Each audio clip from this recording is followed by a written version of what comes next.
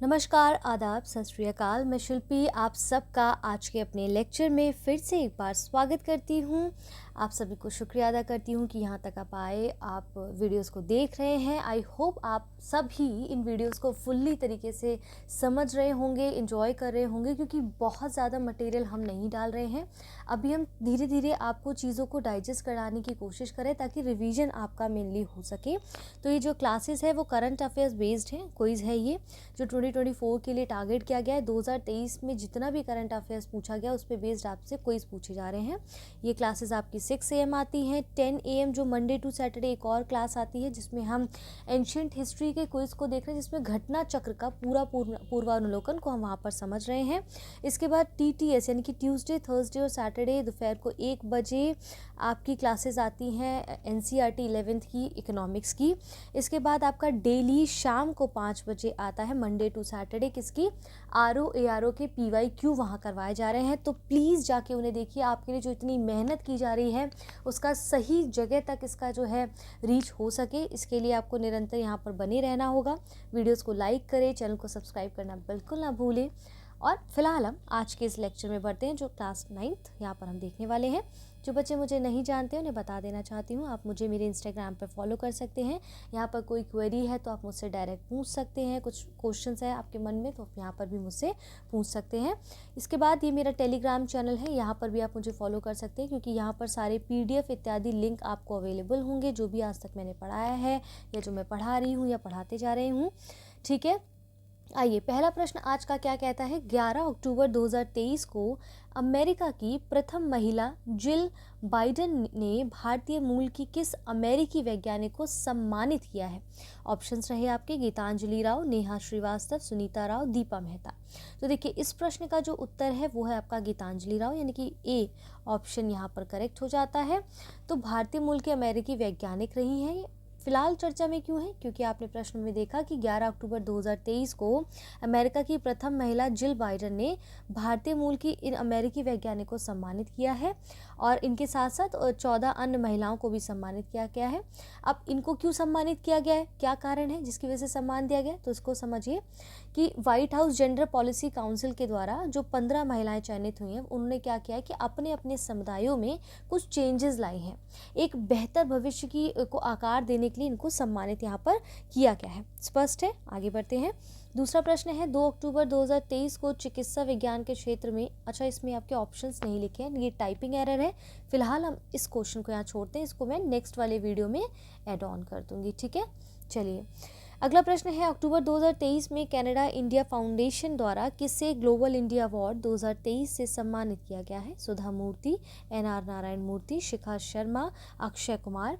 तो आप देखेंगे यहाँ पर कि कई सारे ऑप्शन है। तो पहले समझिए कि ग्लोबल इंडियन अवार्ड जो आपका है 2023 ये कनाडा इंडिया फाउंडेशन द्वारा प्रसिद्ध लेखिका और इन्फोसिस के जो संस्थापक हैं NR नारायण मूर्ति की पत्नी सुधा मूर्ति को सम्मानित किया गया। किसको, सुधा मूर्ति को यहाँ पर सम्मानित किया गया। ऑप्शन यहाँ पर A है। कहते हैं कि ये जो पुरस्कार है ये पाने वाली ये पहली महिला है और ये पुरस्कार 2008 से हर साल अपने क्षेत्र में अच्छा कार्य करने के वाले प्रमुख भारतीयों को दिया जाता है। ठीक है, आगे बढ़ते हैं। IOC climate connect action awards 2023 के संबंध में निम्नलिखित कथनों पर विचार कीजिए। 29 सितंबर 2023 को अंतर्राष्ट्रीय ओलंपिक समिति ने इस पुरस्कार के विजेताओं की घोषणा की। यह पुरस्कार 3 श्रेणियों में प्रदान किया गया है। सतत यात्रा पुरस्कार के अंतर्गत IF श्रेणी का पुरस्कार वर्ल्ड सेलिंग को प्रदान किया गया है। एथलीट एडवोकेसी पुरस्कार संयुक्त राज्य अमेरिका के एथलीट वेन ब्लैंकशिप को दिया गया है। उपयुक्त कथनों में से कौन से कथन सही हैं या है कथन 1 और 2, 1, 2 और 3, 1, 3 और 4, उपयुक्त सभी। ठीक है, तो यहाँ पर हमें पहले इसको समझना है। यहाँ पर जो बात की जा रही है IOC क्लाइमेट एक्शन अवार्ड 2023 में 29 सितंबर 2023 को ये शुरू किया गया था। अंतर्राष्ट्रीय ओलंपिक समिति जो है उसके द्वारा घोषणा करता है ये। ठीक है, और इसमें देखेंगे संस्करण, ये पहला संस्करण रहा है और 3 श्रेणियों में इसमें पुरस्कार दिए जाते हैं। तीनों श्रेणियों में जैसे सस्टेनेबल ट्रैवल यानी कि सतत यात्रा, इनोवेशन यानी कि नवाचार, एथलीट एडवोकेसी। ठीक है, तो अब इसमें भी डिवीजन होता है। फिलहाल यहाँ पर बात समझनी है कौन कौन से सही है, तो एक्चुअल में आपके सारे कथन यहाँ पर ठीक है। तो इस प्रश्न से आपको कई प्रश्न मिलेंगे और हो सकता है यहाँ से कई प्रश्न आपके बन भी जाएं। तो हर प्रश्न बहुत महत्व रखता है आपकी आगामी परीक्षा के लिए, ठीक है। 27 सितंबर 2023 को राष्ट्रपति द्रौपदी मुर्मू ने चौथे इंडिया स्मार्ट सिटीज़ अवार्ड 2022 के विजेताओं को सम्मानित किया। इससे संबंधित निम्न कथनों पर विचार कीजिए। इसमें गुजरात को सर्वश्रेष्ठ राज्य का प्रथम पुरस्कार प्रदान किया गया है। इंदौर को सर्वश्रेष्ठ शहर का प्रथम पुरस्कार प्रदान किया गया है। उपरोक्त कथनों में से कौन से कथन सही हैं? केवल एक, केवल दो, एक और दो, दोनों, उपरोक्त में से कोई नहीं, ठीक है। तो देखिए, ये जो अवार्ड है 26 से 27 सितंबर को इंदौर में आयोजित इंडिया स्मार्ट सिटीज़ कॉन्क्लेव 2023 के दौरान इसको दिया गया था, प्रदान किया गया है। और 27 सितंबर 2023 को राष्ट्रपति द्रौपदी मुर्मू ने विजेताओं को सम्मानित किया था। कुछ पुरस्कार इसमें इस प्रकार से, जैसे कि सर्वश्रेष्ठ स्मार्ट सिटीज़ राज्य में कौन कौन से शामिल है, जैसे फर्स्ट पोजीशन पे है Madhya Pradesh, as you know that. Second position पे तमिलनाडु, थर्ड पोजीशन पे राजस्थान और यूपी संयुक्त रूप से, ठीक है। सर्वश्रेष्ठ स्मार्ट सिटी शहरों में, हमने राज्य देखा, अब हम शहरों में देख रहे हैं। जैसे फर्स्ट पोजीशन पे इंदौर एमपी में ही है, सेकंड पोजीशन पे सूरत जो कि गुजरात में है, तृतीय पुरस्कार आगरा जो कि उत्तर प्रदेश में है। तो इस तरह से कुछ जो है पुरस्कार वितरण किए गए हैं।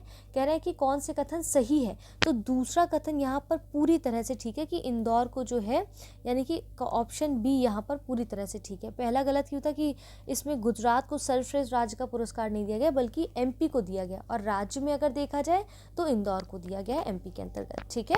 माफ़ी चाहती हूँ, राज्य में एमपी को दिया गया, राज्य में अगर शहर में देखा जाए तो इंदौर को दिया गया है। चलिए आगे बढ़ते हैं।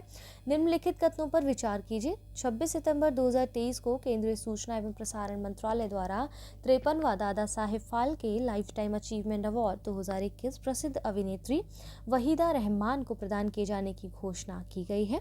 ये वह पुरस्कार पाने वाली 8वीं महिला हैं और इस पुरस्कार की शुरुआत वर्ष 1965 में हुई थी।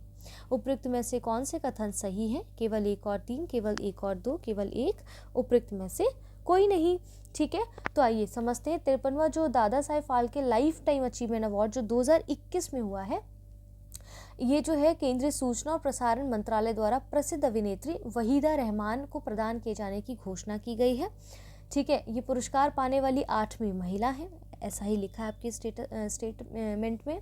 भारतीय सिनेमा में इनके शानदार योगदान के लिए इस प्रतिष्ठित पुरस्कार के लिए इनको चुना गया है। उन्हें प्यासा, कागज के फूल, चौदहवीं का चांद, साहिब बीबी और गुलाम, गाइड, खामोशी और कई अन्य फिल्मों में उनकी भूमिकाओं के लिए काफ़ी उनको सराहा गया है। उन्हें वर्ष 1972 में पद्मश्री और वर्ष 1994 में film fair life time achievement award, 2021 में IIFA life time achievement award, 2011 में पद्म भूषण से उन्हें सम्मानित किया गया है, ठीक है। और ये 52वां जो Dada Saheb Phalke lifetime achievement पुरस्कार जो है वो प्रसिद्ध अभिनेत्री आशा पारेख को प्रदान किया गया था। और इस पुरस्कार की शुरुआत कब से हुई है? ध्यान रखिएगा, 1969 में हुई है। तो तीसरा कथन आपका यहाँ पर पूरी तरह से गलत हो जाता है, यानी कि पहला और दूसरा यहाँ पर पूरी तरह से करेक्ट है। तो इस प्रश्न का उत्तर क्या हो जाएगा? ऑप्शन बी हो जाएगा, क्योंकि इसकी शुरुआत 1969 में हुई थी, ना कि 1965 में, ठीक है। चलिए आगे बढ़ते हैं। निम्नलिखित कथनों पर विचार कीजिए। 27 सितंबर 2023 को मलयालम फिल्म 2018 एवरीवन, ठीक है, एवरीवन इज़ अ हीरो को सर्वश्रेष्ठ अंतर्राष्ट्रीय फीचर फिल्म की श्रेणी में भारत की आधिकारिक प्रविष्टि के लिए चयनित किया गया है। दूसरा ऑप्शन है पी नलिन इस फिल्म के निर्देशक हैं। उपयुक्त कथनों में से कौन से कथन सही है? केवल एक, केवल दो, एक और दो, दोनों, उपयुक्त में से कोई नहीं। तो आपका सही आंसर है ऑप्शन ए। क्यों? क्योंकि यहाँ पर कह रहे हैं कि कौन से कथन सही है। तो पहला कथन ठीक है, दूसरा कथन इसलिए गलत है कि पी नलिन इस फिल्म के निर्देशक नहीं है, बल्कि आप देखेंगे कि जूड एंथनी जोसेफ इस फिल्म के निर्देशक रहे हैं, ठीक है। आगे बढ़ते हैं। सितंबर 2023 में किसे वर्ष 2023 का प्रतिष्ठित शास्त्र रामानुज पुरस्कार प्रदान किए जाने की घोषणा की गई है? रुई किस Yang Zhang, Luis Caffarelli, Yu Qing Tang, professor Adam Harper. यहाँ पर आपको 4 ऑप्शंस दिए गए हैं। तो सबसे पहले हम इस पुरस्कार के बारे में समझ लेते हैं। ये 2023 में कुंभकोणम यानी कि तमिलनाडु स्थित शास्त्र विश्वविद्यालय डीम्ड यूनिवर्सिटी द्वारा घोषित किया गया, और ये इस वर्ष ये पुरस्कार यूनिवर्सिटी ऑफ कैलिफोर्निया बर्कले के असिस्टेंट प्रोफेसर रुइंग क्यांग झांग को प्रदान किया जाएगा और ये पुरस्कार राशि लगभग $10,000 है। ये जो पुरस्कार है वो प्रसिद्ध गणितज्ञ श्रीनिवास रामानुज की स्मृति में वर्ष 2005 में शुरू किया गया था और पूरे विश्व भर में उस गणितज्ञ को प्रदान किया जाता है ये जिसकी उम्र 32 वर्ष या फिर उससे कम हो। ठीक है, इसीलिए 22 दिसंबर को श्रीनिवास रामानुज के जन्म दिवस के अवसर पर इसको प्रदान किया जाता है। तो इसके हिसाब से आपको क्या समझ आया, ये जो शास्त्र रामानुज जो पुरस्कार है वो बेसिकली किसको दिया गया है, तो ये आपको रुइंग किस यांग जांग को दिया गया है, यानी कि ऑप्शन ए यहाँ पर करेक्ट हो जाता है। आगे बढ़ते हैं। 14 सितंबर 2023 को राजभाषा कीर्ति पुरस्कार 2022-23 प्रदान किया गया है। इसमें 300 से कम कार्मिक वाले मंत्रालयों विभागों की श्रेणी में प्रथम पुरस्कार किसे प्रदान किया गया है? श्रम मंत्रालय, रक्षा मंत्रालय, पशुपालन डेयरी विभाग, पेंशन और पेंशनभोगी कल्याण विभाग। तो यहाँ पर हमें समझना है कि ये जो बात कर रहे हैं यहाँ पर, तो ये जो राजभाषा कीर्ति पुरस्कार है ये हिंदी दिवस के अवसर पर जो है शुरू किया गया है। मतलब कब होता है ये? हिंदी दिवस के अवसर पर, यानी कि 14 सितंबर को। किसके द्वारा? राजभाषा विभाग, गृह मंत्रालय, भारत सरकार के द्वारा। इस पुरस्कार से सम्मानित प्रमुख जो मंत्रालय, विभाग, सार्वजनिक क्षेत्र के उपक्रम हैं वो अलग अलग तरीके से हैं। फिलहाल यहाँ पर समझना ये है कि ये जो श्रेणी है, जो प्रथम पुरस्कार है वो किसे प्रदान किया गया है, तो पेंशन एवं पेंशनभोगी कल्याण विभाग को इसमें प्रथम पुरस्कार दिया गया है, जबकि द्वितीय पुरस्कार संस्कृति मंत्रालय, तृतीय पुरस्कार पशुपालन डेयरी मंत्रालय के द्वारा दिया गया है। तो ऑप्शन डी इस प्रश्न का करेक्ट आंसर यहाँ पर हो जाता है। आज का अंतिम प्रश्न देख लेते हैं फटाफट।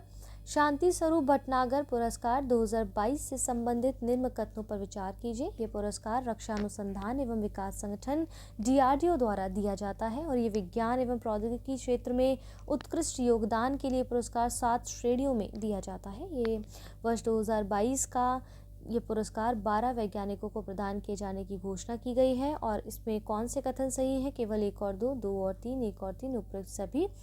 तो यहाँ पर देखेंगे कि ये जो शांति स्वरूप भटनागर पुरस्कार है और इसकी जो बात की जा रही है 11 सितंबर 2023 को घोषित किया गया है। किसके द्वारा? वैज्ञानिक एवं औद्योगिक अनुसंधान परिषद यानी कि CSIR के द्वारा। ये पुरस्कार विज्ञान एवं प्रौद्योगिकी क्षेत्र में उत्कृष्ट योगदान के लिए दिया जाता है। ये पुरस्कार 7 श्रेणियों में घोषित करके 12 वैज्ञानिकों के नाम इसमें चुने जाते हैं, जैसे कि बायोलॉजिकल साइंसेस में जो होंगे उनके नाम, रसायन विज्ञान में यानी कि केमिकल साइंस में, फिर आप देखेंगे earth, atmosphere, ocean and planetary sciences में, इंजीनियर साइंस में, मैथमेटिकल साइंसेज में, मेडिकल साइंस में, फिजिकल साइंस में, इस तरह से कई सारी चीज़ों में डिवीजन होता है। तो बेसिकली कह रहे हैं कि कौन से कथन इसमें सही है, तो इसका बी ऑप्शन ठीक है। दूसरा और तीसरा कथन पूरी तरह से ठीक है। तो पहला गलत क्यों है? क्योंकि ये जो वैज्ञानिक अनुसंधान परिषद है ये पुरस्कार विज्ञान एवं प्रौद्योगिकी क्षेत्र में उत्कृष्ट योगदान के लिए दिया जाता है। ठीक है, और ये DRDO कह रहे हैं ये पुरस्कार रक्षा अनुसंधान विकास संगठन द्वारा दिया जाता है, नहीं, जबकि मैंने बताया ये CSIR के द्वारा दिया जाता है, यानी कि विज्ञान एवं औद्योगिकी अनुसंधान परिषद के द्वारा। ठीक है, तो पहला कथन इसमें गलत है। दूसरा ये जो है, दूसरा और तीसरा एकदम करेक्ट है, इसलिए इस प्रश्न का उत्तर आंसर क्या हो जाएगा? ऑप्शन बी हो जाएगा। स्पष्ट है? तो फिलहाल के लिए आज की इस वीडियो को यहीं पर रखते हैं। जल्द मिलेंगे आपसे एक और नए टॉपिक के साथ। तब तक के लिए धन्यवाद।